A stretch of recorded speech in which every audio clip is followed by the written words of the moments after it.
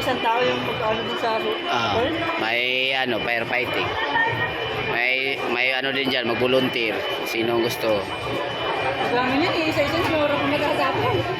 Ilan lang yan? May 4 ata.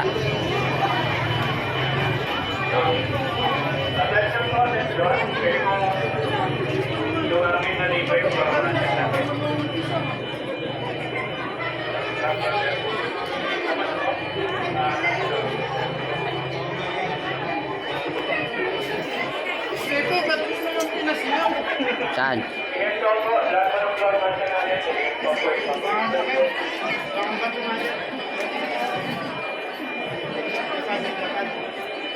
May malaglag dyan mamaya.